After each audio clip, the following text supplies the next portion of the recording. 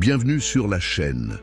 Aujourd'hui, nous plongeons au cœur du 3e tome de la saga monumentale de Bernard Werber, La Révolution des fourmis.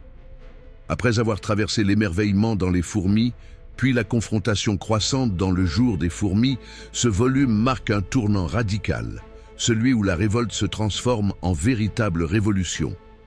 Une révolution qui ne concerne pas seulement les fourmis, mais l'ensemble de notre vision du monde, notre conception du pouvoir, de la mémoire, de la survie, et même de ce que signifie être une civilisation. Werber reprend son style foisonnant, alternant récits humains, intrigues souterraines et extraits de l'encyclopédie du savoir relatif et absolu. Dès les premières pages, le ton est donné. Ce roman n'est plus seulement une fiction sur les insectes, mais une parabole universelle sur la condition humaine. La jeune Julie, figure nouvelle et centrale, croise la destinée des Wells et découvre à son tour les mystères laissés par Edmond, ce chercheur visionnaire qui avait pressenti que l'humanité n'était pas seule à prétendre au titre de civilisation dominante sur Terre. Les fourmis, elles, poursuivent leur évolution intellectuelle et spirituelle.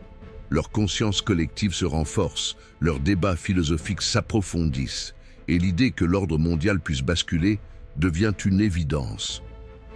Leur société est dépeinte avec une richesse accrue, rites complexes, hiérarchie subtile, mémoire transmise de génération en génération, expériences partagées qui donnent l'impression d'un organisme gigantesque se rêvant futur maître du monde. Au fil des chapitres, la tension se densifie et la révolution devient plus qu'un murmure. Elle prend forme dans l'ombre, à travers des signes multiples et inquiétants. Julie, désormais plongée dans l'héritage d'Edmond, découvre des fragments d'archives où apparaissent des avertissements clairs. L'humanité ne pourra pas ignorer indéfiniment la montée en puissance des fourmis. Ces notes, autrefois perçues comme des divagations, deviennent des clés pour comprendre l'imminence d'un bouleversement. Werber décrit avec minutie les préparatifs des fourmis. Dans les galeries profondes, Belle-aux-Cannes et d'autres cités se transforment en véritables laboratoires de stratégie. Les reines discutent longuement, les stratèges projettent des plans à long terme, et les ouvrières se convertissent en messagères d'une conscience collective plus claire que jamais. Les fourmis ne se contentent plus de réagir, elles élaborent un projet, celui de redéfinir la place de l'humanité sur Terre, voire de l'évincer. Les batailles décrites sont d'une intensité croissante, chaque sacrifice semblant annoncer un futur où l'humanité sera reléguée. Werber développe ces scènes avec force détails sensoriels. Odeur des galeries, vibration des sols, vision de marées noires avançant inexorables. Chez les humains, les débats s'enflamment. Certains scientifiques pressentent la vérité et cherchent à convaincre leurs pairs, tandis que d'autres se moquent de toute hypothèse d'intelligence insecte.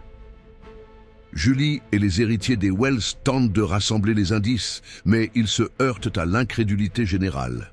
L'isolement de ces personnages renforce l'atmosphère de suspense. Ils sont témoins de phénomènes étranges. Fourmis apparaissant dans des lieux improbables, sabotage discret de matériel, signe d'une stratégie coordonnée qui dépasse la simple invasion d'insectes.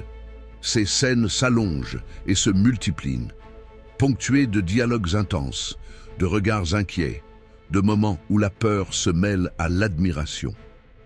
Werber utilise ces épisodes pour poser des questions fondamentales. Qu'est-ce que le pouvoir ? Est-il légitime seulement parce qu'il est détenu par l'espèce la plus visible et la plus armée? Ou bien doit-il revenir à celle qui démontre la plus grande cohésion, la plus grande persévérance? Les fourmis, avec leur organisation implacable, semblent offrir une réponse inquiétante, une alternative brutale à nos systèmes fragmentés. À mesure que la révolution s'affirme, l'écriture se fait plus dramatique. Les galeries deviennent des champs de bataille, les phéromones se transforment en cris de ralliement et l'ombre d'une guerre ouverte se profile. Julie pressent que le monde est à l'aube d'un basculement sans retour. La révolution éclate enfin. Ce qui n'était jusque-là qu'une montée en tension devient une réalité brutale et irréversible. Dans les profondeurs, les armées de fourmis se déploient avec une précision redoutable. Chaque tunnel devient un axe stratégique, chaque phéromone un ordre précis, chaque soldat un pion dévoué à la cause collective. L'offensive n'est plus limitée aux autres colonies, elle vise désormais directement l'humanité. Les infrastructures humaines sont perturbées, des réseaux entiers s'effondrent à cause de sabotages minuscules mais implacables. Ce qui semblait impossible prend forme. Les fourmis agissent à l'échelle planétaire. Werber intensifie le récit par de longues descriptions de ces perturbations. Villes ralenties par des pannes inexplicables, population prise d'angoisse, gouvernement divisé face à l'invisible menace. Julie, Jonathan et les héritiers des Wells se retrouvent au cœur d'une tempête. Les notes d'Edmond se révèlent prophétiques.